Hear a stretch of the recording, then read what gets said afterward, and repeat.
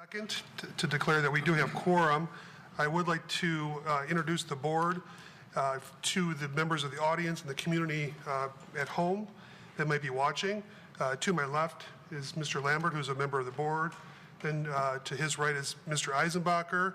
This is Mr. Krent to my extreme left here, Mr. Bloomingdale. And then tonight, because our chairman, Alan Neal, is out of state on business, I'm the sitting vice chairman, so I'll be chairing the meeting tonight. I guess I didn't introduce myself. Glenn Clark. So I am the vice chairman. I'll be presiding tonight as the chairman. But to Mr. Bloomingdale's right, we do have Paul McCown, who is an alternate on this board. So tonight he'll be sitting as a full board member of the ZBA. And to his right is Mr. Courtney, the longest serving member and the elder statesman on this board. We do have two folks who are representing the city, the assistant city attorney and the person who represents the city administration, and I'll let them introduce themselves a little bit later. We are going to take the roll call now, and I will talk about the Zoning Board of Appeals procedures after that. So Mr. Evans, if you could please call the roll. Thank you, Mr. Chair. Mr. Bloomingdale. Here. Mr. Clark. Here. Mr. Courtney. Here. Mr. Eisenbacher. Here. Mr. Krent. Here. Mr. Lambert. Here. Mr. McCown. Here. Okay, we have all members present here tonight, so we do have a full board for the two cases that we are going to deliberate and consider tonight. The Troy Zoning Board of Appeals is a group of 7 of your neighbors or peers appointed by the Troy City Council to pass judgment on requests for variances and other matters that are brought before them. A variance is a relaxation of the literal provisions of the zoning ordinance. Petitioners must indicate a hardship or practical difficulty running with the land that would warrant the granting of the variance. The procedures that we take to heart here are that the board will hear the items in the order that they appear in the printed agenda, which was provided the back of the room in the lobby area. When an item is called, the chairman will verify that the petitioner is present. Then the city administration will summarize the facts of the case. The petitioner will then be given an opportunity to address the board to explain the justification for the action requested. After the petitioner makes their presentation and answers any questions that individual board members may have, the chairman will open the public hearing. Any person wishing to speak regarding the request should raise their hand, and when recognized by the chairman, which is me, they would come up and approach the podium. The speaker should identify themselves with their name and address, indicate their relationship to the property in question, i.e. next door neighbor or live in the area, state whether they are in favor or against the variance request, and give reasons for their opinion. Comments must be directed through the chairman, and comments should also be as brief as possible and closely pertain to the matter under consideration. Only one person will be recognized by the chairman to speak at one time. At the conclusion of public comments, the chairman will close the public hearing. Once the public hearing is closed, no other public comment will be taken unless in a response to a specific question by a member of this board. The board will then make a motion to approve, deny, or table, which is a delaying of the action for the request. In order for the request to pass, a minimum of 4 votes of this board are required for approval. If the request is not granted, the applicant has the right to appeal the board's decision in the Oakland County Circuit Court. So moving forward, we do have the agenda as I described before you, which was printed and made available to you. We have the first item beyond the roll call is the approval of minutes regarding the January 21st, 2014 meeting. Is there a question from a board member, or is there a motion to be considered? Mr. Krent makes a motion to approve. Is there a second? Support. Mr. Eisenbacher seconds. Is there any discussion? Hearing none, Mr. Evans, I believe we're prepared for a vote. Mr. Clark. Yes. Mr. Courtney. Yes. Mr. Eisenbacher. Yes. Mr. Krent. Yes. Mr. Lambert. Yes. Mr. McCown. Yes. Mr. Bloomingdale. Yes. The motion passes. Now, item number 3, approval of the agenda. Are there any corrections, additions, or deletions that a board member would like to consider at this time? Hearing none, the agenda that was printed and made available to the public will be our document that we're going to use to organize the meeting tonight. Item number 4, hearing of cases. 4A is the variance request regarding Alan Sharp, 5910 Hillmore in Troy. Mr. Evans could please present to the board the information you have prepared. Thank you, Mr. Chairman. As printed in the agenda, this is a variance request for Mr. Alan Sharp at 5910 Hillmore. The variance is in order to split one parcel into two, a 2.625-foot variance to the required minimum 85-foot lot width. The variance is necessary for both of the proposed parcels. I'd like to direct everybody's attention to the overheads behind the board members, where we have an aerial of the subject neighborhood, and the property is outlined in red. This area is located south of Square Lake Road and west of Rochester Road. Now, this is the same aerial map, and in color I've overlaid the zoning classifications. Everything you see in yellow, including the subject property, is zoned single-family residential. Now, the only exception to that is the one-family attached development directly across the street to the west of the subject property, and that's zoned RT, one-family attached. Now, this is the same aerial zoomed in, and I zoomed this in because the next one I'm going to show everybody is a survey that the applicant has provided that explains in numbers the request. Now, in this survey, we've got Hillmore Street to the left and Philatha to the bottom. The applicant wants to split the parcel in two, and the resultant width of each parcel will be 82.375 feet wide. Now, the zoning ordinance requires that all parcels in this zoning district be no less than 85 feet wide. So he needs the variance in order to have his split. And I'll answer any questions that the board may have. Thank you, Mr. Evans. Is there a question from a board member or comment? Mr. Chairman, Mr. Lambert. how does the proposed lot split compare with those properties that are immediately to the south there on Hillmore? They look almost like those properties have had a split in the recent past. Immediately to the south, Yeah, like at 5868 and 5856. Do those meet the standards for the city or not? I can look. It'll be just a moment. Okay, thanks. Any other questions or comments from board members while we're waiting?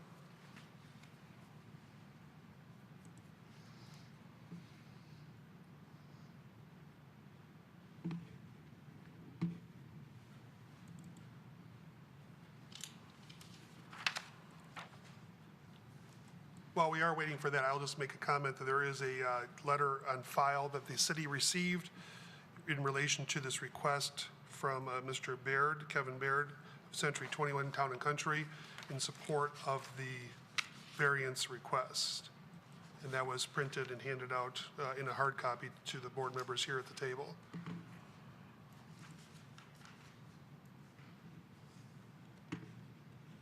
It'll be just a few minutes.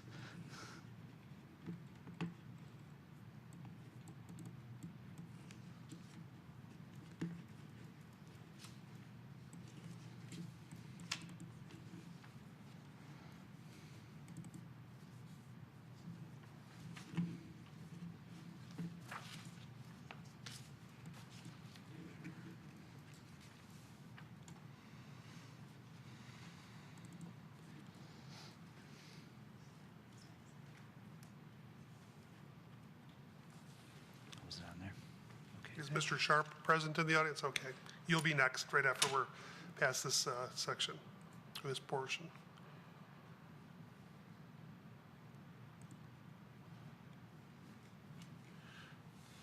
So 5868 and 5856 Hillmore.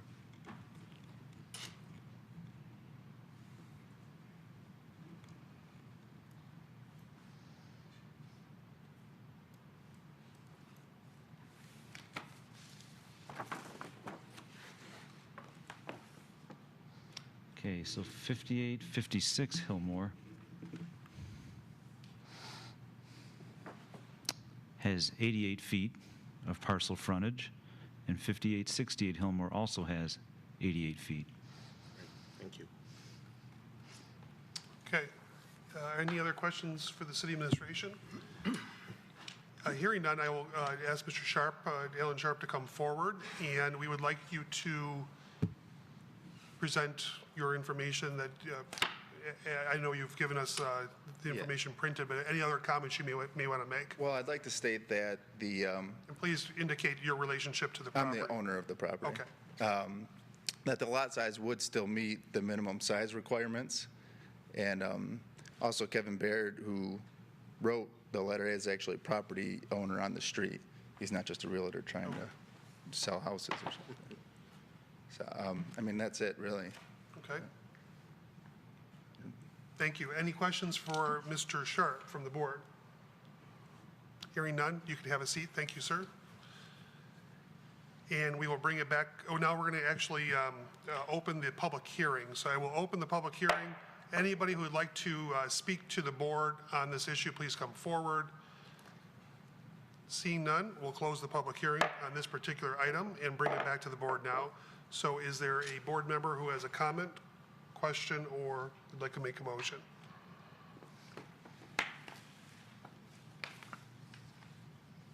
Well, I'll lead off. Mr. No one Krantz. else wants to go forward. Our ordinance, as everyone knows here on the board, is written so that it is clear and the words used are there for a reason, and words omitted are omitted for a reason. Also, it should be written in clear and understandable language. And I would like to read a section of our ordinance I think applies this lot, which is section 10.01, average lot sizes. And as Mr. Sharp pointed out, it does meet the lot size when you split this. I did the math on it, and he's correct. You're allowed 3.1 dwellings per acre, and if you do the math, you end up actually with an excess of 563.28 square feet in excess of what's allowed for lot size. Now, what the language in the ordinance says under A, intent, it says the intent of this section is to permit lot sizes and lot widths to be adjusted to average the minimum lot size as required in the district in which the property is located. This option is permissible in all one-family residential districts. Now, if you carefully read each word, it says to permit lot sizes and lot widths to be adjusted to average the minimum lot size. It doesn't say to the minimum lot width. It just says to the size.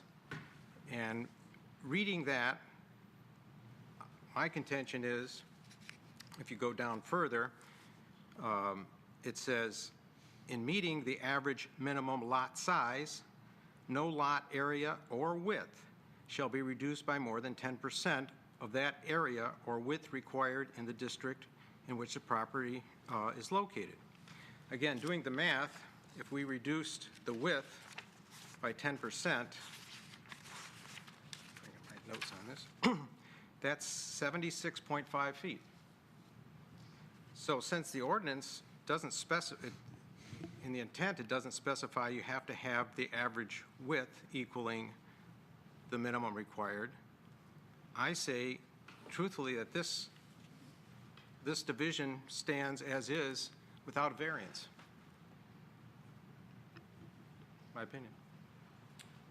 Would you like to inquire of our city administration? I As did. to that? Oh, you did, okay. Yes, and they can certainly respond in kind, but I go by what's written, and I Would the city attorney or the city manager's representative like to comment on? Yeah, Mr. Krent did contact us about that, and we took a second look at it. We actually considered that in advance of directing the applicant to come here.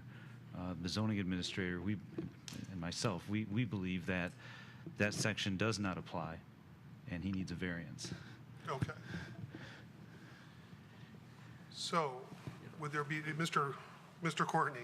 I just want to make sure, if I understand that right, that section is meant for a subdivision as it's being subdivided, isn't it? Well, that's one application, and it's our So opinion. you wouldn't do the individual lots, you'd do the overall. Regardless of the, yeah, it could go for either, but we believe that the intent is averaging. So when we're talking lot size is a component. For example, lot width is one component. Lot area is another component, and those are two terms specifically talked about in the ordinance. Lot size is not a term that's defined in the ordinance.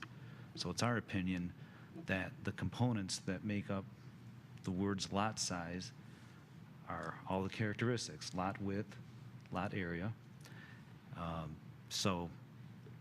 it also specifies the intent is to permit sizes to be adjusted to average the minimum.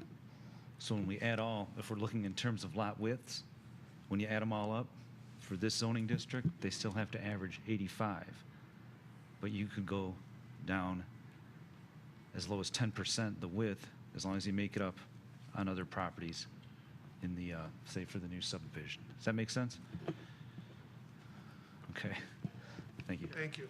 Yes, Mr. And Krantz. that's an interpretation, that's a valid interpretation.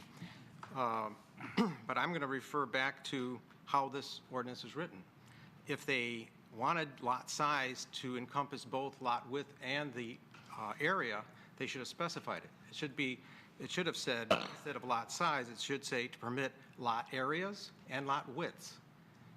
It gives that vague gray zone, and that's why I can understand Mr. Evans' argument. It's perfectly valid, but I take the other view that because it doesn't specify, especially on the sentence after, the part of the sentence after, adjusted to be the average, to average the lot minimums, I'm sorry, I'll read it again here, and lot widths to be adjusted to average the minimum lot size as required. Now, first of all, I think that's a jump. Any English teacher would say that's a terrible sentence. That's, my wife, she's a retired teacher, read it 4 times, said, who wrote that? But regardless of that, I still feel that we have to rely on the actual written word and the meaning of every individual single word. And since it doesn't say here, if it said you should take an average of the lot widths, and that should be the determining factor for the width, then I can understand that argument that Mr. Evans is explaining. But it doesn't say that. And it should, if that's what I think this needs to be rewritten. We're going to talk about that on item 3 later on, I don't know what item it is. Item number 6. Item number 6. But using the written word and the simple plain meaning of those words without any finagling or interpretations, I still feel this could be divided and it fits into this average lot sizes without a variance. So that's my opinion. Go ahead. Before Mr. Bloomingdale, if I could just inquire of our city administration once again. So, Mr. Evans, I guess, and maybe if the assistant city attorney wants to jump in here, Mr. Kren's position is the prevailing position, which I'm not claiming it is. I'm just saying hypothetically if it was, then without doing anything, the applicant would have to revisit with your office and maybe you change your judgment on that. Or I guess he could make a motion, Mr. Kren could make a motion to that effect, or somebody else could make a motion to another effect. But I guess at this point in time, I understand people on this board do have their right to their opinion, but this is not the main motion to be considered. So I guess at this point in time, we can move on to consider other motions, right? Unless Mr. Krent chooses to make a motion. No, I won't make a motion until we hear from other board members. Okay. At that point, if there's... Okay. Did you have any? I think you said it. Okay, very good. Thank you. Mr. Bloomingdale. Were you prepared to make a motion, Tom? I could, but I'll wait for the rest of the board to discuss and maybe possibly make another motion. Well, I'll make 2 comments then.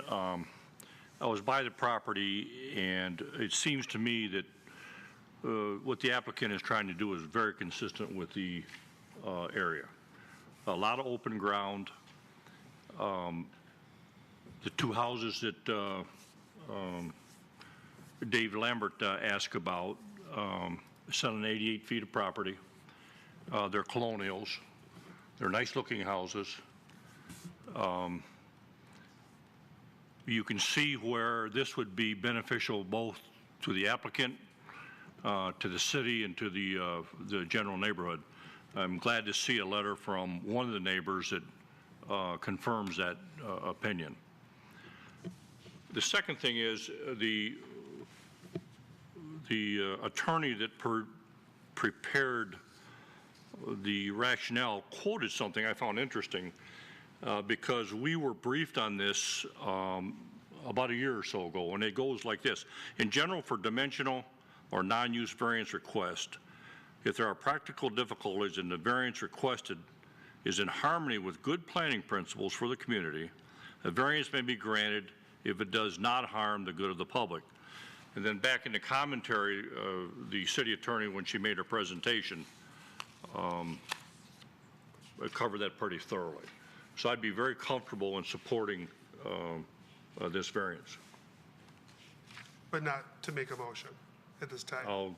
If Tom doesn't, I will. Okay. Any other board members who'd like to make a comment? I would. It does seem that there is an additional exceptional characteristic to this property, given the fact that it's a corner lot.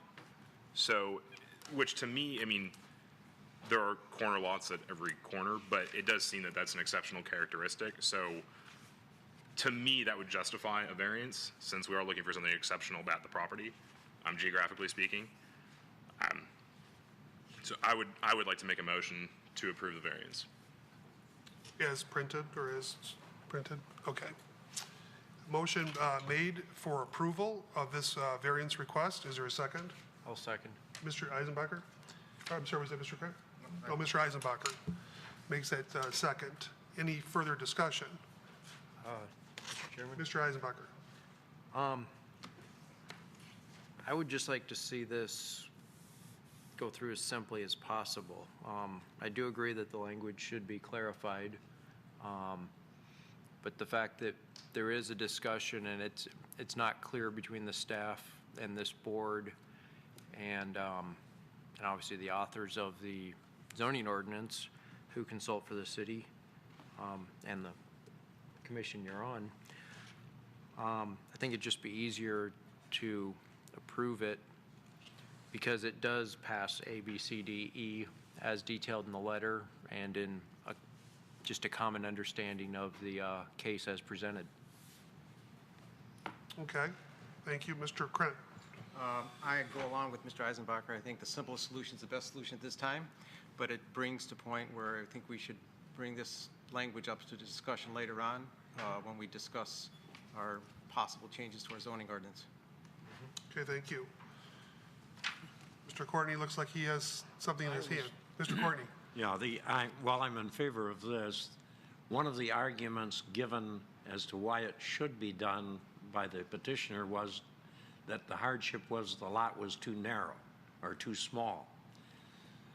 I think that hardship kind of falls because that's a hardship that they can't put 4 houses or 6 on there. I just thought the petitioner should know that the arguments should be a little more realistic than just that the lot is too small. Okay. Anyone else? Mr. Lambert and then Mr. Eisenbacher. Yeah, thank you, Mr. Chairman. I would echo many of the comments, especially the one Mr. McCown made about it being a corner lot was, and you look at the shapes of the lots in this subdivision, and I live real close to this, and you can look at this aerial overview that the petitioner does have some difficulties because of all the different configurations of the lot sizes. And to address the concerns Mr. Krent made about some ambiguity, I would agree and believe that in this case, because there is some ambiguity, that we, give the benefit of the doubt to the petitioner, and hopefully we could bring this to the attention of the Planning Commission when we discuss this later on in the meeting. So I will be supportive of the motion to give the variance. Okay. Mr. Eisenbacher. Just one small point. It's not that the property is too small in practicality because it was explained to us that it meets the area dimensions. The practical difficulty is that it's too narrow by less than 3 feet. Except that's what the petitioner says. It's too small. Poorly phrased by the petitioner then. My opinion would be that if the variance was approved here tonight, I'm sure the petitioner wouldn't care how he had phrased it initially. So but that's my interpretation of possible future events. So at this point in time, are there any other comments? I think that we're prepared for a vote, Mr. Evans. Thank you. Mr. Courtney? Yes. Mr. Eisenbacher? Yes. Mr. Krent? Yes. Mr. Lambert? Yes. Mr. McCown? Yes. Mr. Bloomingdale? Yes. Mr. Clark? Yes. You have your variance. Have a very good night. Go root on Team USA. Okay, now on to the next item, which is the Walsh College request. I'm having some computer problems here, so I'm having a hard time. It's going to take me a while to pull things up, but having said that, if Mr. Evans could please present item, I guess it's 4B, I was able to pull it up. 4B. Okay, thank you, Mr. Chair. This property, item 4B, a variance request for Walsh College, care of Valerio DeWalt Train Associates for property at 3838 Livernois, as printed in the agenda, in order to construct modifications to the existing building. 1, a 10-foot variance to the 25-foot maximum allowed building height. 2, a 5.15-foot variance to the required 80-foot setback from adjacent residential property. And 3, a 4-foot variance to the maximum permitted 35-foot height limit for proposed rooftop mechanical equipment screening structures. I'd like to direct everybody's attention to the overhead behind the board. The subject property, Walsh College, is located in an area east of Livernois and south of Waddles Road. On the overhead, I've outlined it in red. I've added colors to the map to delineate zoning classifications. The developed portion of Walsh College is indicated in green, zoned community facilities.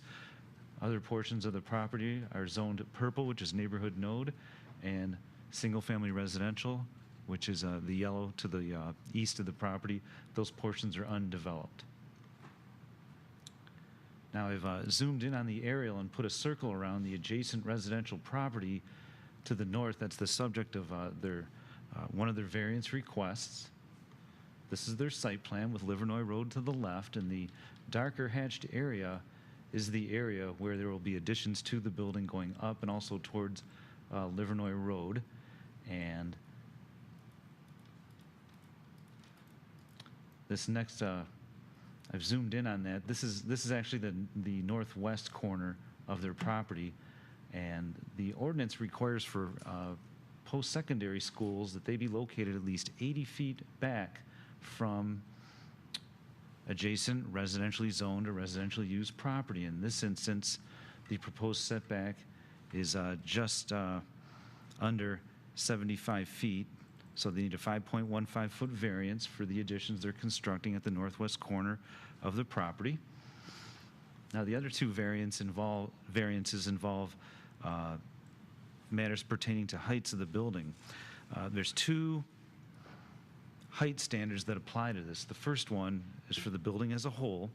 The building is not permitted to be any taller than 25 feet, and in several areas they're proposing to have heights of upwards of close to 35 feet, so they need a 10-foot variance to that.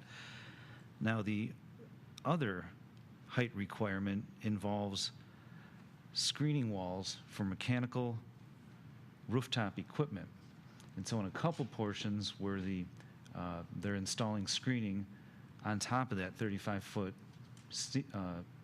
wall height, it's going to extend another 4 feet high. Now, the ordinance does allow those screen walls to be 10 feet higher than the maximum 25 permitted building height, so they could go up to 35 feet. Well, some of those walls are going to be as high as 39 feet. So 3 variances: setback from adjacent residential, height for the main portion of the building, height for the mechanical screen walls.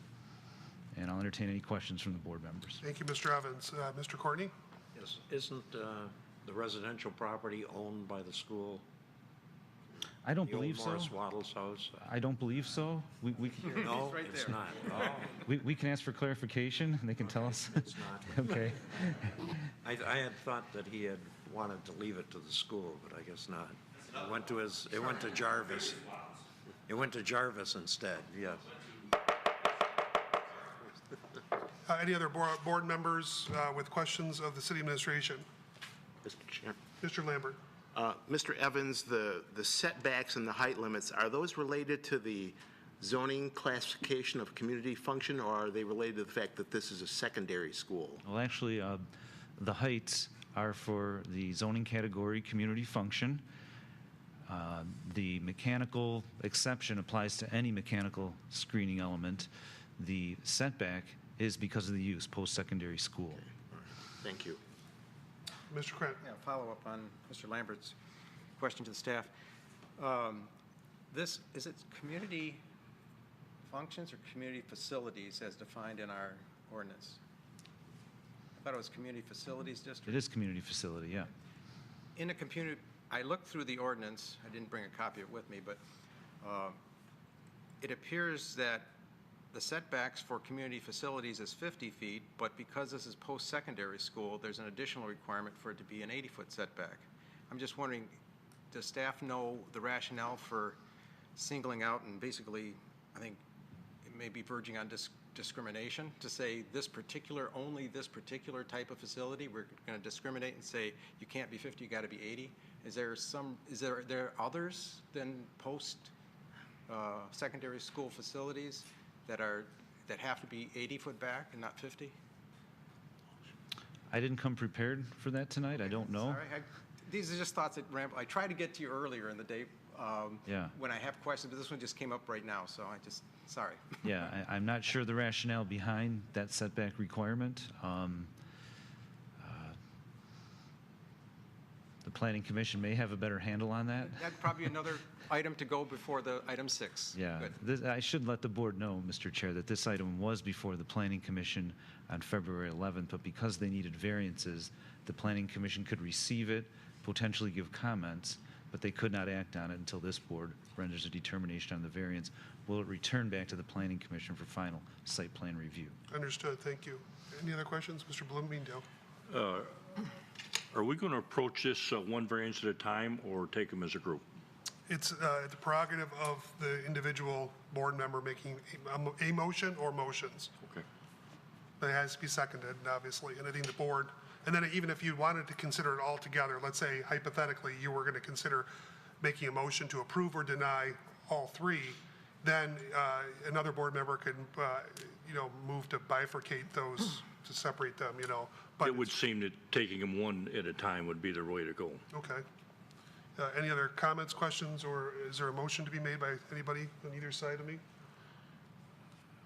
Mr. Courtney? Do we have a hearing first? I'm sorry, comments or questions, not motion, yes. Oh, okay. Yes, we have to hear from the petitioner as well. Okay, I don't see anybody else who has anything for right now, so we're going to call forward a representative of Vale Rio DeWalt Train Associates, representing Walsh College. Right. Good evening. If you don't mind, I'd like to start. My name is Stephanie Bergeron, and I'm the President and Chief Executive Officer of Walsh College. And if I could just take a moment of your time to indulge you in explaining why this building is important to us, and then we'll let Christine McGrath from Valerio DeWalt Train explain why we need the variances we do. I think many of you know that we've been in Troy since 1970. We've been here 44 years, and we have tried very hard to be a good citizen and a partner to the business and civic community. During our 44-year period in Troy, we've expanded that building 5 times. The most recent one was the construction of the Berry Center at the east side of the lot, which is a Gold Leeds facility. As we approached this particular facility, we looked at the needs of our students and our college. And many of you know, if you have children that are millennials or you yourselves are millennials, you have very different needs than perhaps baby boomers needed. So we looked at what we had in terms of facilities and knew that we needed to create space for student life. We needed to be able to address student services because right now our students are served in main hallways as opposed to private areas to have private conversations. We knew we wanted to increase our architectural presence on Livernois. And because our building is used primarily at night, when you drive by, you see absolutely no life from Livernois, when in fact it is a bustling organization and building. So with those 4 things in mind, we worked with Valerio Train and decided that what we needed to do was to demolish a part of the existing building and put in its place a 2-story building that met those needs. We involved the community with a charrette in November, and then we invited community members that might have an interest to come visit the campus last week to talk about the project. So that gives you the framework of where we are and where we're trying to go, and I'd like to ask Christine to address the more specifics, if that's okay with you. Sure, please. So thank you. Christine. Hello, I'm Christine McGrath with Februrary DeWalt Train Associates. I'm the architect that's working with Walsh College on the project. I had prepared the statement of practical difficulty that you've received. I believe it outlined in detail, point for point, tried to respond to the statement of practical difficulty for each variance. So I'm not going to reiterate that full document, but just wanted to touch on some of the highlights. As Paul walked through, I think we all saw that the Walsh College property is incredibly irregularly shaped. There's a single ingress in on the south and an egress out on the north based on larger traffic patterns. That cannot change. The area where we're proposing the project is surrounded by existing to remain structures to our south and to our east. So there's really only one place to go. That being said, we actually considered alternatives of building elsewhere on the property, but it really doesn't meet the objectives of the project. There's a diagram on the slide, on the screen right now that shows the full scope, and while the variances in question are directly related to the dark cross-hatched area, which is where we do propose to demolish the one-story and build a two-story, all of the lightly hatched area as well as darker hatched area are also included in the scope of work. We are actually trying to do roughly 57,000 square feet of improvements from front to back, so it really is a holistic project. Speaking specifically of the 10-foot height variance request, we are in a community facilities district. The height requirement or limit is 25 feet. That height is put in place to promote a two-story building. That's what we're seeking to do. But the reality is when you talk about an academic institutional building and we have joists that are 26 inches deep and a duct that's serving that space that's 36 inches deep, my ceiling heights are less than code minimums for a 25-foot height limit. For that reason, we're asking for an increase of not to exceed 35 feet. We're not trying to build large for the sake of building big. We're just trying to create really quality interior space for the students. It should be noted that the adjacent properties to my west and north are residential. Those buildings have a 30-foot height limit to the average of their roof slope. So it's not as if we are significantly altering or going above those properties. To our north and south are churches that are also significantly higher than what we're proposing. The second variance that I wanted to highlight is this 5.15 foot side yard setback that Tom did hit on. Traditionally, I'd be required to have a 50-foot side yard setback, but because we are post-secondary school, section 6.22 increases that setback to 80 feet. As Stephanie noted, this college has expanded over the years. When the buildings were originally constructed, we were compliant, but the zoning ordinance has changed. The adjacent building immediately to the east that we're trying to create a continuous interior space of is an existing legal non-conforming structure.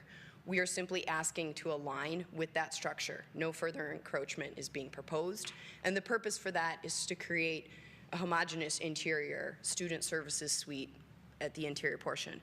And then the third variance is the 4-foot request for rooftop screening. As Paul indicated, the ordinance section 13.04 states that rooftop unit equipment must be screened, and then that screen cannot exceed 10 foot of the allowable building height in the area. So that, by default, because we're limited to 25 feet in building height, limits us to 35 feet for that screen. Our screen is technically 9 feet.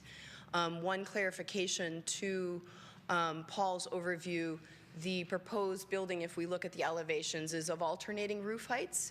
We're adjacent to a neighborhood node, and we're trying to respond accordingly by breaking down the mass of this building. The facade both steps in and out and up and down, and the rooftop unit that is included, that's an essential part of the building's mechanical system, has been placed south and east on the addition, so as far as possible from adjacent residential properties, and it is also set on the lower 30-foot roof height as proposed. Thank you.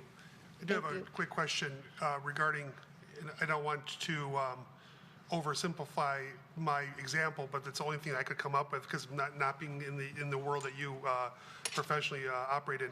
So as far as the screening wall, I think any one of us has probably seen when you pass by a neighborhood McDonald's these days, there's the new screening they put when they reconfigure these new buildings where it's the silver, shiny type. Is that essentially the same type of material? I mean, not necessarily that color that that wall would be made of? Like Yes, sort we're of metal? proposing a metal mechanical rooftop screen. Gotcha. And as far as your comment about strategically locating it in a particular corner to help with as far as the neighbors, I think that was quite a wise decision. I'm very familiar with the building before the newest Bigfoot addition. I have formerly proctored for various professors at your college, and trying to make everything kind of align with what you have there, I think does make sense, especially since there isn't any more encroachment, as you, I think, pointed out in your comments. So I appreciate that. Are there any other questions for these petitioners? Mr. Krent. You put in Exhibit A. Can you elaborate why that's the church and actually a couple of places of worship there? Right. Exhibit A that was in the packet simply indicates St. Lucy's Church, which is a parcel immediately to our north, which has a height of 45 and maybe 68 feet at its steeple. And then immediately to our south is the Zion Christian Church, which in that parcel they've excavated, so the church is set down, but at its entry is 30 and is upwards of 50 or 60 feet. I believe that sort of places of worship have different requirements, so I clearly am not a place of worship, but simply as a means of indicating that the properties adjacent to me also have significantly higher heights than what we're proposing. We're actually proposing no more than 35, so that we're more in concert with the adjacent neighborhood than less. Thank you. Any other members, questions or comments? Okay, you can please, ladies, please take a seat. And I will open the public hearing up for this item now. If any member of the audience would like to come forward, please state your name and address, relationship to the property, if any.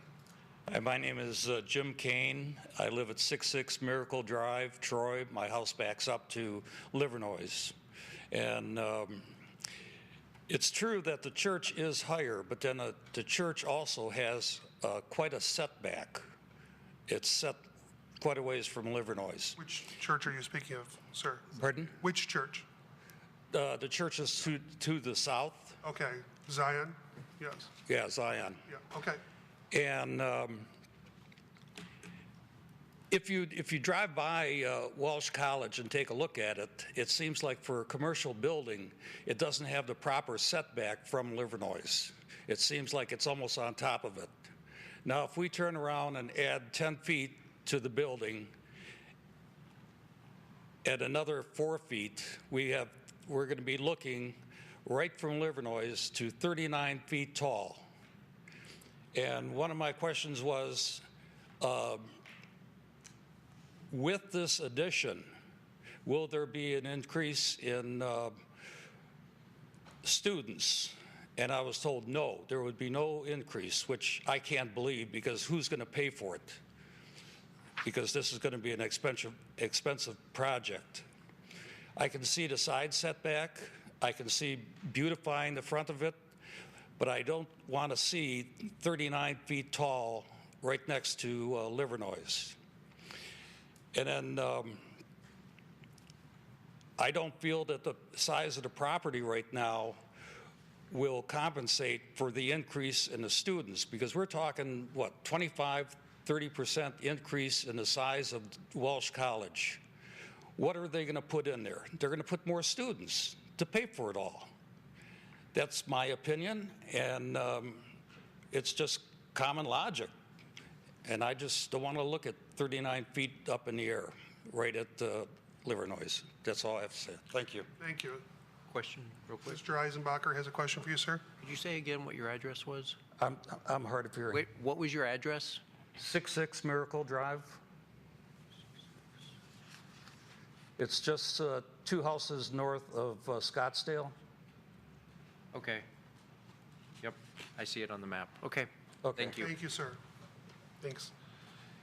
Any other members of the audience, please come forward. Please state your name, address, or relationship to the property. Right.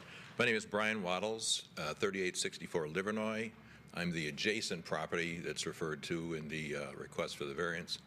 I'm not opposed to their requests. They've been very cooperative working with me in terms of the setback issue that we have with my property. The building's already there.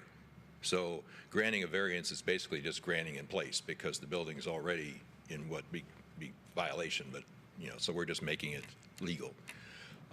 My only issue is, could we get the slide that shows the side view of the building?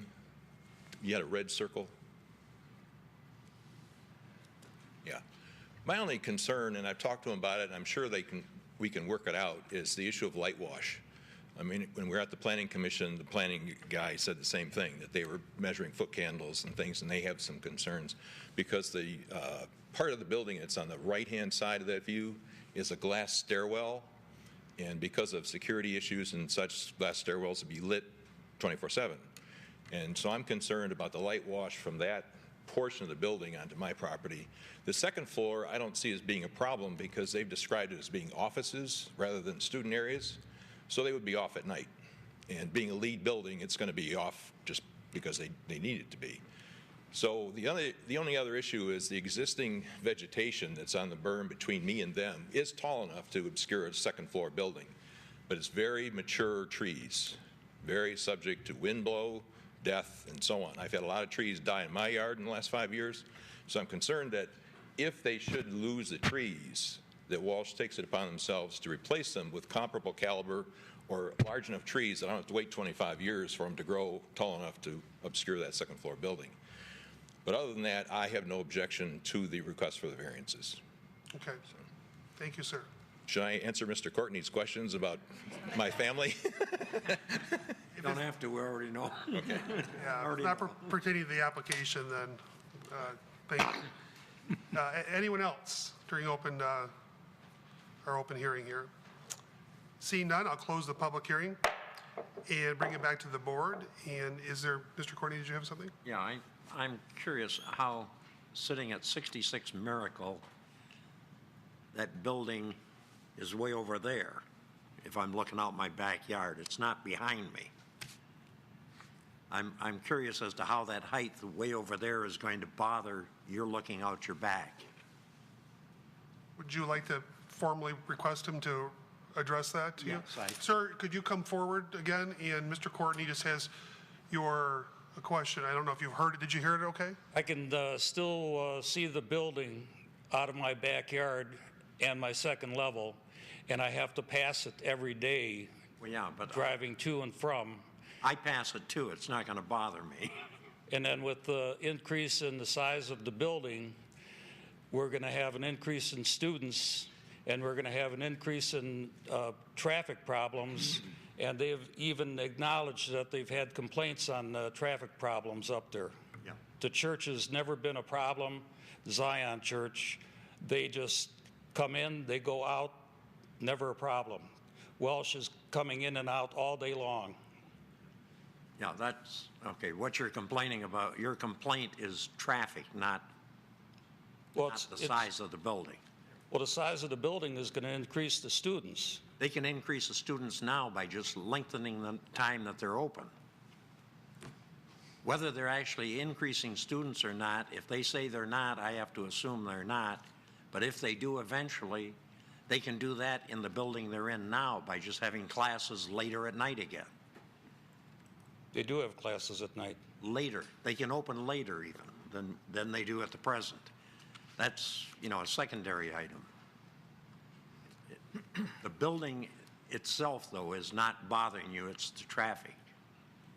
Was the building ever given a variance for setback from Livernois? I have no idea. That doesn't. That's irrelevant because at the time they built, they may not have needed a variance. I don't know. My objection is 39 feet tall, looking when I'm passing by, when I'm walking up there, or anything like that. Okay. Thank you, sir. Thank you. Now that the public hearing is closed, I also just want to make a comment before I potentially forget, we do have one letter, it looks like one letter on file, if I'm not incorrect, from Zion Christian Church supporting the variance request, which is in the packet. Any other board members with questions, comments, or a motion to make? Just a quick Mr. Cron. comment to respond to Mr. Waddles. When this issue comes before the Planning Commission, if it does, certainly the lighting and the trees will be discussed. We do have a very strict cutoff for spillover light, and they have to meet those requirements, and I'm sure they will. And as far as the trees dying on their property, they can offer something, an amendment in their request to take care of those trees, to replace them as needed with equivalent type trees. They can offer that. We can't demand that of them when they come in for a site plan approval, but if they make that suggestion or offer, we would appreciate it. Okay, thank you. I do believe, Mr. Krent, and I'll inquire of Mr. Evans at this point, I believe a member in their motion approving could put that as a requirement from here, the From ZBA, here? yes. If I'm not incorrect, is that correct, Mr.? As long as it's reasonably related to the variance, Right. yes. And I do, so, yeah. We could Yeah, accomplish that right here. Yeah, we've done that before, and I would just like, as far as the, I'm not sure Mr. Waddle's phraseology, is it light spillage or whatever that phrase is?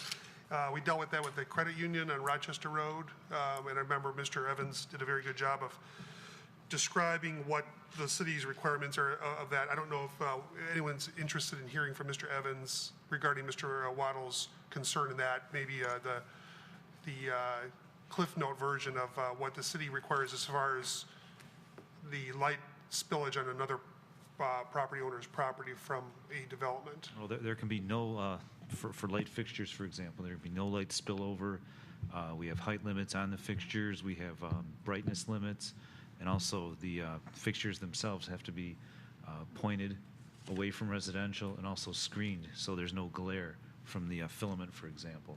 So there's a number of things written into the ordinance already that they're going to have to comply with, no matter what this board does, to meet those lighting standards. And it is intended to keep spillover lighting and glare from affecting neighboring properties and to keep the light on the subject property. So there is some built-in protections to neighboring property owners in the current ordinance at this point. Was there something over here?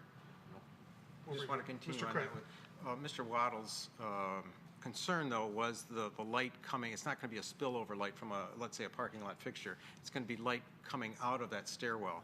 And if we can do something to mitigate that as a problem, can we do that from this board, or is that a planning commission requirement? I guess I Inquiry would, of Mr. Evans? Yes, Mr. Evans. I would need to hear what you're proposing. Well, again, I don't, I would opine in general, because this isn't a special land use request unless it's offered by the applicant at the Planning Commission. I'm not clear how much of a leg the Planning Commission would have to impose any standards over and above the site plan requirements. yes, you're right. So that answered my question. What Mr. Evans is saying is, we have purview over the site plan.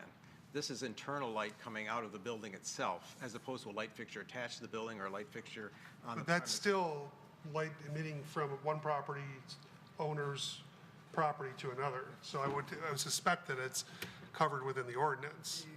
I mean, may have a light cannon in a, laboratory in a building, and if the door opens, it emits way out into the, that would be not a light fixture. It would be something maybe that another property owner would be working with, but that I would believe would be covered in the ordinance. Is that not correct, Mr. Evans?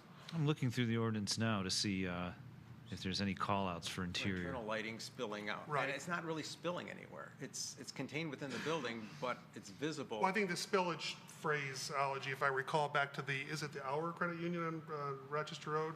It's any light that comes off of one property onto another is Correct. that spillage, or that may be a very bad example of what the actual term is used within the ordinance. I can't recall. While Mr. Evans is looking that up, is there any other comments or questions? Mr. Eisenbacher.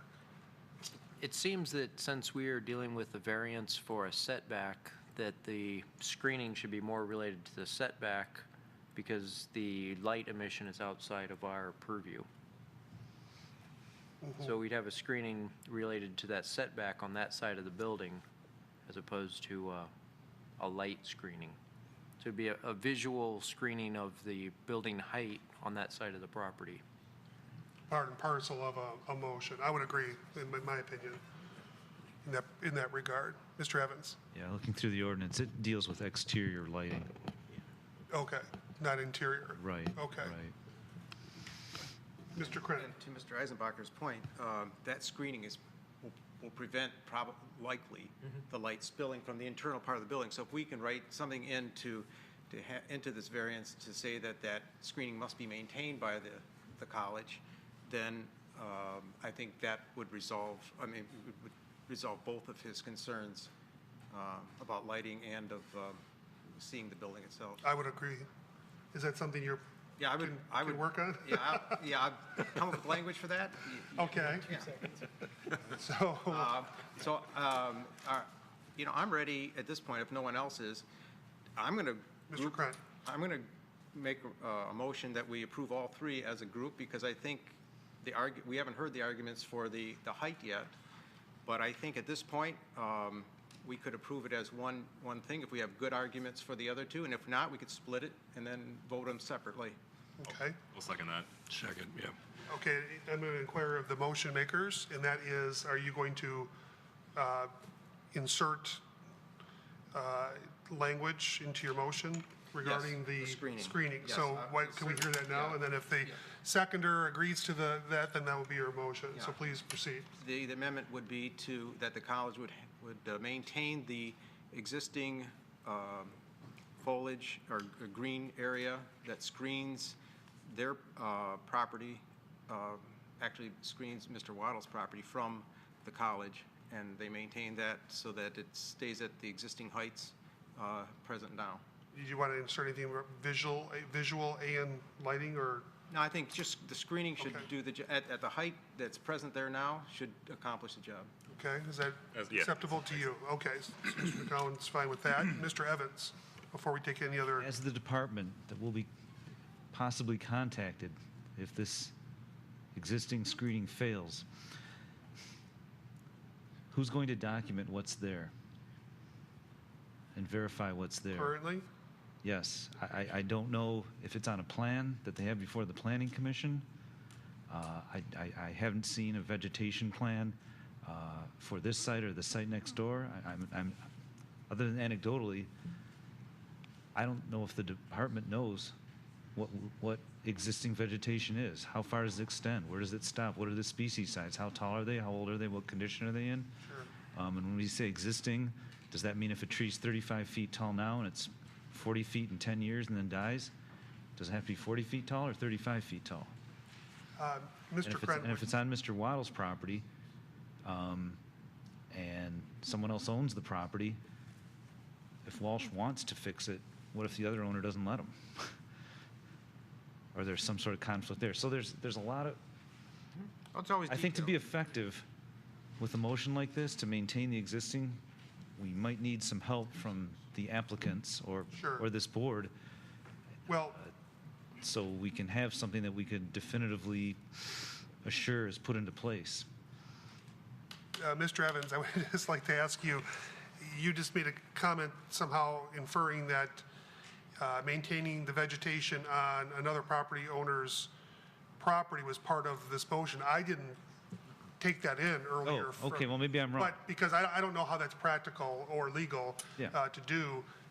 But having said that, I'm just wanting to inquire of the authors of the motion that if you want to perhaps request a vegetation plan, if that's what the phraseology is for that, of the applicants, and then maybe ask for them to bring that forward next month, we can table this until then, or maybe want to call forward the applicants to just make brief commentary on that particular area, because I don't know, I think that's a wise, quite frankly, it's a wise course. It has to be done. And, we've had our comments, we would have to obviously bring it forward next month again, but basically, I think we would have more to sink our teeth into potentially, so. Well, being that Walsh College has been there decades and very good reputation and trustworthy, I would think that they could verbally say that they will document those vegetation on their property and the heights and include it on their documentation for the site plan review and state that this is one of the items that they are moving forward with to say that they will maintain this as part of their agreement for the site plan review. I think that would be adequate. I think we can catch it all in the site plan review. Without action of this board, that's what Yeah, but they would have. you're the planning commissioner here, we're not, so the point is. Yeah, the applicant has to put it as a condition for the site plan review. They have to offer that. We cannot demand that of them. But if they would state here that they would include that as a condition for their site plan review, that would be perfectly acceptable as opposed to putting it off for a month. Well, I think it is part of the motion at this point in time, but maybe we can have some additional commentary from them. But before that, Mr. Eisenbacher had something. One thing that's not clear, well, for each of our board members and for Mr. Evans, page 36 does have a good picture of the screening in our packet, which is part of the record. You'd have to scale it to figure out the size of the trees, and the one tree is taller than the picture. But I would like to have Mr. Waddles or one of the members of the Walsh College staff come forward and talk about the property line, because in the picture, the property line looks to be further removed from the driveway in terms of the grass and the berm. In the plans, it looks like it's just, the property line is just barely over the driveway. Okay, why don't we ask each individual party to come forward? So Mr. Waddles, why don't you come forward first, and then we'll have Walsh College second. We're not at war here, by the way. We get along well. No one mentioned anything about war, but there are different interested parties here, so. To clarify, the berm is actually split.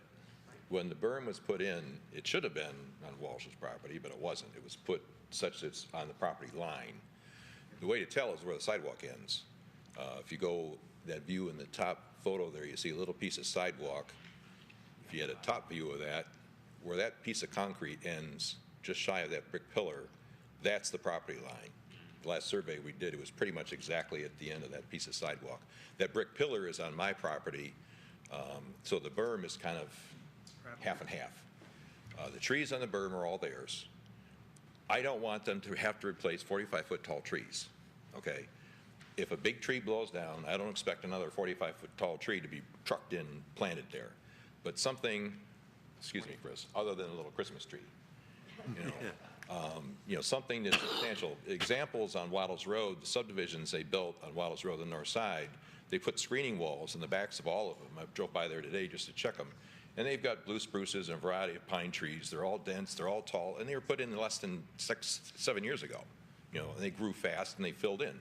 So that kind of thing is what I'm talking about. Okay. Something that in 5 or 10 years, it's back up to a reasonable height, blocking that second story with a light wash in the second story. So yeah, because all the trees are mature. They were put in 25 years ago. And, they've lost a big blue spruce a couple years ago to windstorm. I've lost a lot of trees in windstorms. I'm just concerned that when we lose them, that they get replaced with something not necessarily 45-foot tall, but comparable enough so that within a short number of years, it recreates the screening effect between the college and the residential property. Okay, thank you. Does that help? Yes, thank you. Thank you. We can ask the representative of Walsh College to come forward. Thank you. Christine McGrath, Februrary DeWalt Train. I think what Brian has suggested is reasonable. We have been working with Mr. Waddles, and I think it is unrealistic to say you're going to replace a 45-foot tree with a 45 exact tree. What we've been talking about and what we'd like to propose is a sort of come to Planning Commission with a mutually agreed upon plan, both about replacement time, strategy, and species, quite frankly, for what would be appropriate for the location for which sort of the past tree has left, if that's a reasonable suggestion. Okay. But Mr. Krent. I just want to emphasize that you have to bring that forth as a condition for approval for the site plan. Can you tell me the proper protocol for doing that? Is that It's day part- of, or something that we prepare in writing in advance when we resubmit? It's best you prepare it in writing ahead of time in advance. Okay, And then bring it. We have done it on the spot, but it's much better in writing.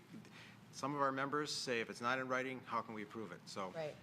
And of course, this is not the planning commission, so you can just Correct. inquire of city staff, and they'll walk you through that whole process. But if it's a mutually agreed on proposal that's submitted in advance, that would be a reasonable, yeah, it's condition, right? Walsh College is comfortable with that. Okay, thank you. Anything else for this lady? Okay. Mr. Eisenbacher has a question for you. No, not a question, Oh, just, sorry, comment? and this, I believe this, because these things tend to last forever, one other condition would be is as long as the properties are not owned by the same, because Mr. Waddles may want to sell in 20 years or whatever, and you wouldn't have to maintain the trees. There would be an end date if you guys own the same property. Okay. Any other comments, questions, amendments to this motion, or are we prepared for a vote? Mr. Lambert? The only comment I have, and I think a lot of this makes sense, but I want to make sure that we have on the record the hardships that are involved in this. I know the one concern we had was expanding the building out farther to the east would possibly encroach on some of the vegetation and the wetlands back there. So I think that's one of the hardships that should be brought on the record. But if other people, members of the board, have hardships that they want to make sure are on the record so that we are copacetic with the variance, I would feel more comfortable with it. Okay. Any member? I know it's extremely strangely shaped parcel. I looked at it a couple times even after I came to the chamber tonight. I was like, whoa, this, but I'm sure that was based on numerous acquisitions over many different decades since they've been at that address. Any other members regarding Mr. Lambert's request? Hearing none, I believe Mr. Evans, we're prepared for a vote on the motion. Mr. Evans, before If I could you went just, to, please. so we have a clarification. So the motion is going to be to grant, and the conditions are, could someone possibly reiterate so I could jot them down? The authors, please do that. Yeah, the condition would be that the applicant would provide in writing a condition for the site plan approval that allows for sufficient screening between the applicant and the property to the north, so that a screen sufficient to block the light coming from the building and I don't know, I'm going to say the whole building. It's kind of asking too much. I'm probably Yeah. rambling too much, too. Well, I heard the applicant indicate mutually agreeable between them if they Yes. submitted That's good enough. Thank you, Paul. Appreciate that. mutually agreeable.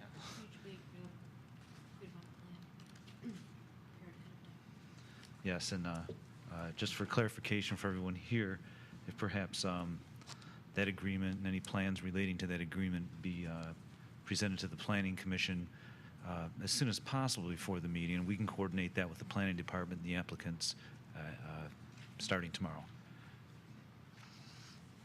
Okay, I'm clear. Did you use the word berm regarding the berm? It's a screen because there is a berm already there. The berm is the dirt part. The screening, I mean, the dirt does provide some screen, but not really for this case. Okay. The Landscape screening? landscape screening is really Sure. a good encompassing word. Thank you, Mr. Evans. Thank you. Mr. Courtney? Yes, before we vote on this, the 4-foot height variance, that is at the extreme east, southeast portion, isn't it? Yes. Okay. Which would not be, Not by be my accounts, by Livernois. Livernois, but the other The other direction, way, right? okay. Which is the bordering Zion's property on that Right. south side. Okay. So the motion Thank you. maker was who? Mr. Krenn? Second by? Mr. McCown? Thank you. Mr. Okay. Mr. Eisenbacher? Yes. Mr. Krent? Yes. Mr. Lambert? Yes. Mr. McCown? Yes. Mr. Bloomingdale? Yes. Mr. Clark? Yes. Mr. Courtney? Yes. You have your variance, and I hope you all have a very good evening. Thank you for coming. Variances.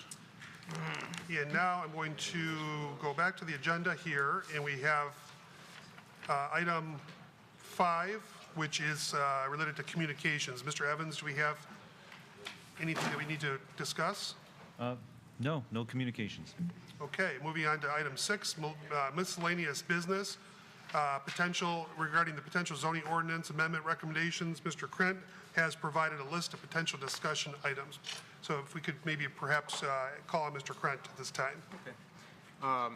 What I provided, I should preface this a little bit. At our last meeting, I took direction from our board to provide this list of items that, and these items are variances that we either granted or didn't grant, but seemed troublesome, that we're kind of fighting our own ordinance to either allow, or we wish we could have allowed, that didn't get passed for a variance. And the purpose of this is for the board to look at this, review it, make comments on it, and if you agree with it in whole or part, I would like to forward those agreements, those agreed statements, to the Planning Commission for their review so that we can review our zoning ordinance as it's being applied today, and we found how it has incurred some problems in application today. So it's just simply for the board to discuss and pick the items they would like me to present to the Planning Commission or add additional ones. These are the ones I found. I think there's a couple more that we found tonight that could be included, and just go from there. Okay.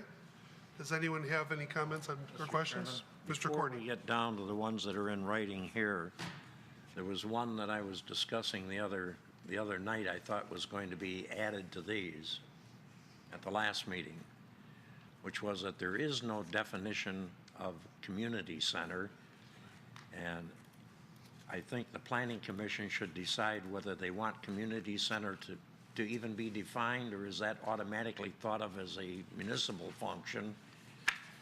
And if they do want it to be defined, you know, they should say what type, where it would go, how much parking. In other words, the area we were looking at the other day, I don't think had sufficient parking for community center even. Right. It just wasn't logical. But I think the Planning Commission ought to look at that and decide whether community center should be defined, or whether it's covered elsewhere, or whether it's just a municipal activity. I want to comment. Grant? Actually, on page 7, under number 2, under thoughts to review, I put in there, do we define community center as a place for all members of our community of Troy? But basically, I'm saying the ordinance does not provide a definition for community center. So, and I go on elaborating a bit, but basically, should we define community center? So that, I kind of covered that. Oh, I didn't want that kind of tied in with the church bit. Oh, but it's just thoughts for, Okay, we don't but- want to, it happened to fall under that. That's what That's why initiated our discussion on it, so that's why I included under that heading. But all these are independent of the actual, as far as creating new zoning ordinances, they're not going to list in the ordinance they pertain to this particular situation. We just have to address it because it came up in this situation. Well, an item, or page 1 of your document that you provided to us, in the first paragraph, it says that additionally, we asked the Planning Commission to review the zoning ordinance definitions of place of worship and community center. So that's right there as well. Okay. Then this is the only one of these items that I was in disagreement with, or partially disagreement. I don't want to see us having storefront churches automatically any place. And I thought that this might lead to that. I think if there's going to be a church on a smaller facility, it should be looked at individually and given temporary waivers or temporary permission, but not for long term, because I think a church long term needs a bigger parcel with lots of parking. Yep. Other than that, I think I would like to back the whole.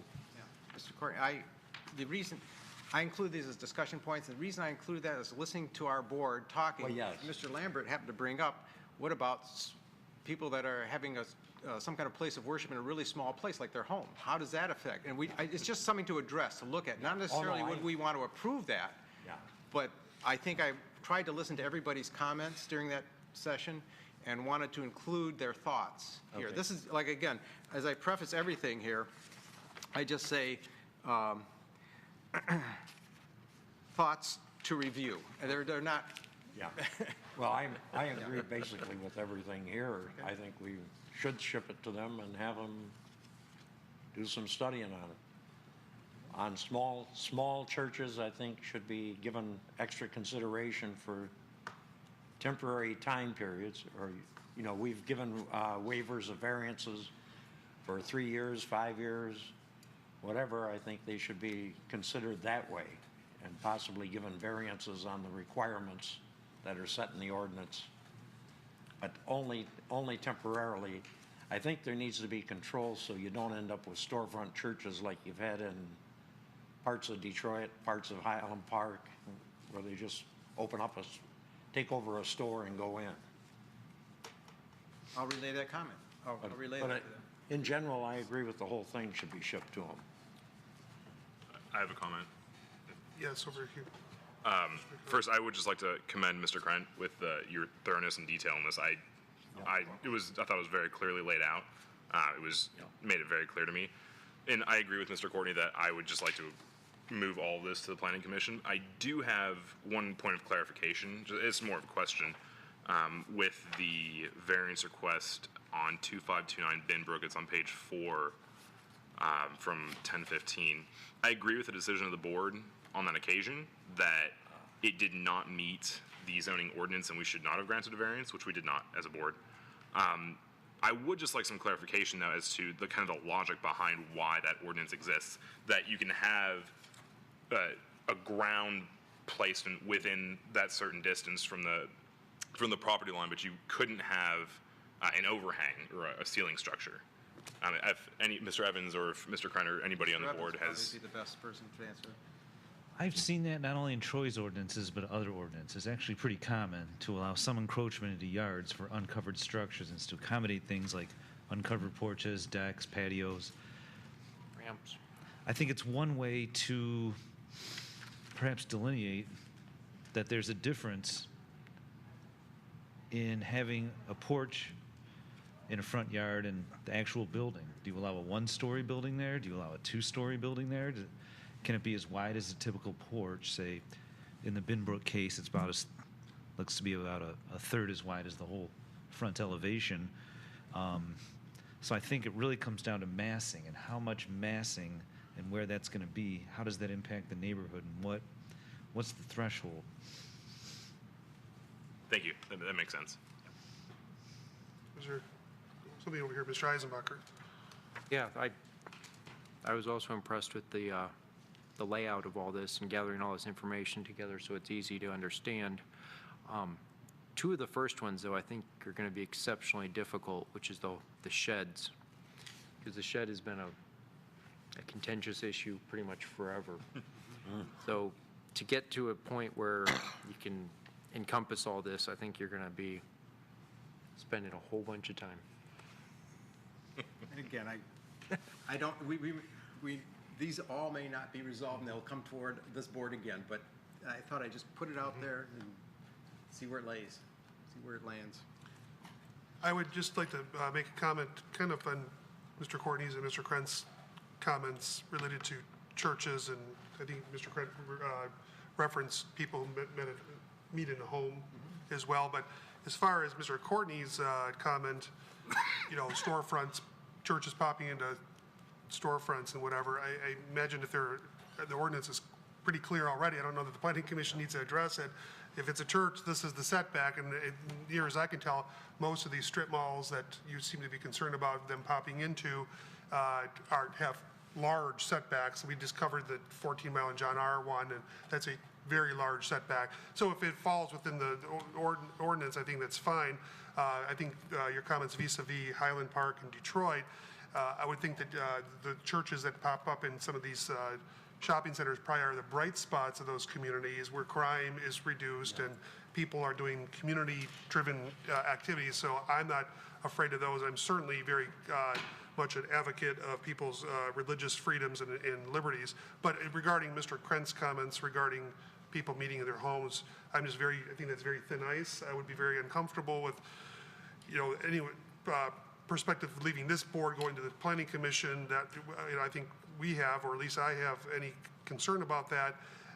Obviously, noise, it needs, ordinances need to be enforced, but, you know, I think the thin ice issue is, I attend a church here in Troy, and oftentimes people from a small group meet in someone's home for a Bible study or a fellowship, might even be just a chicken dinner. And, you know, I think that the Planning Commission needs to be concerned about going down that slippery slope. You know, if there's an invocation or a blessing over the food, is it a worship service? And I would obviously say that I think we have a very healthy religious community here in Troy, and I think that's part of the fabric of our community, and I think it's really what sets us out, even from surrounding communities that touch borders to Troy too. So I'm really concerned that we would even look negatively on people who gather friends and fellow congregants in their home.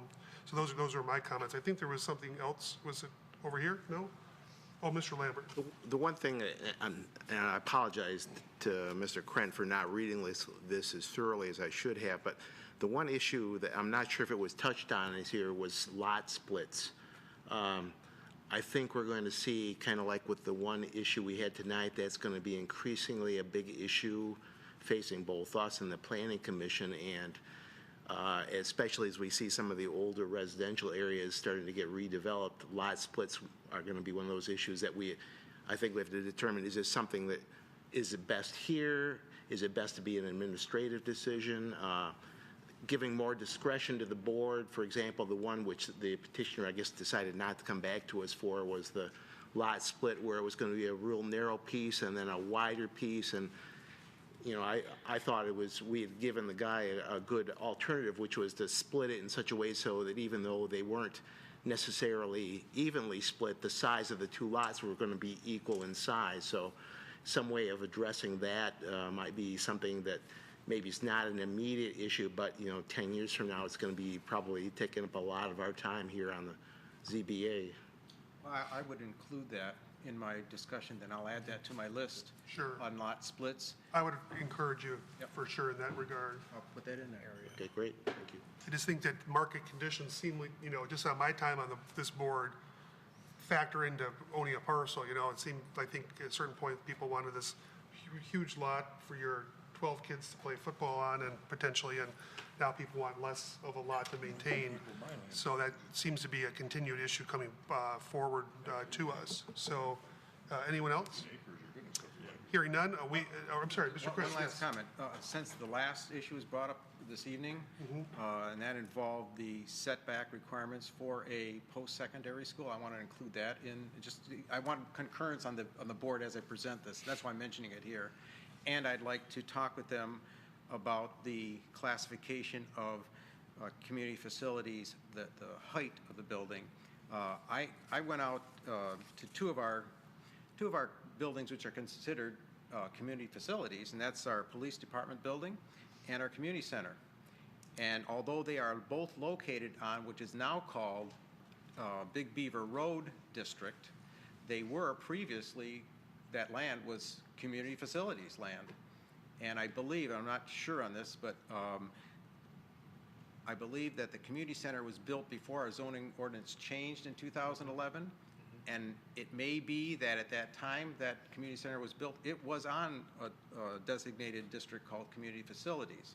And if that was 25 foot at that time, I don't have the facts, but I'm just saying if it was, I took rough estimates counting the various architectural features and measuring them yesterday. And I do have my results here.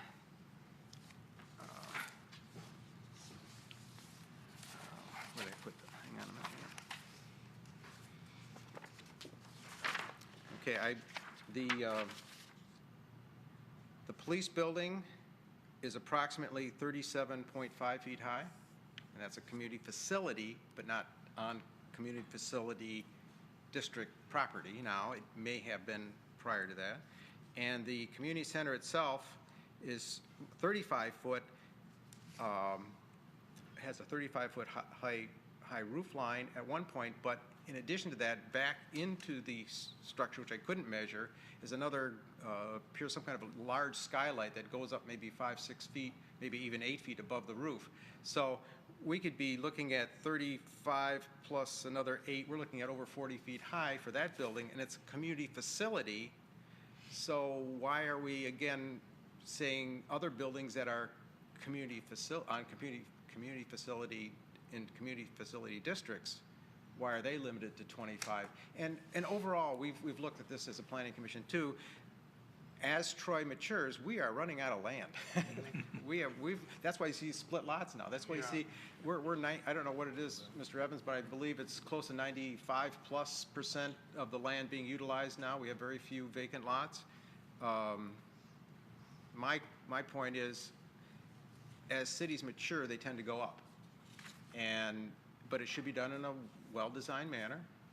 I'm not saying it should be applicable everywhere to go higher and higher, but I think, again, that I'd like to include that as a review point for the Planning Commission to look at the designation of community facilities specifically as the height requirement. Is 25-foot logical and realistic, or should it be taller? I mean, they're having a 2-story building here that's 35 feet.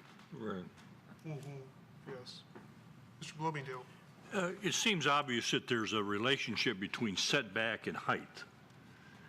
And I wonder if it's possible to build a statement that makes that relationship, you know. I mean, we've looked at something where it was 600 feet on that sign here a couple meetings ago. We're talking about 5 feet. You couldn't pick that out with a naked eye to save your soul.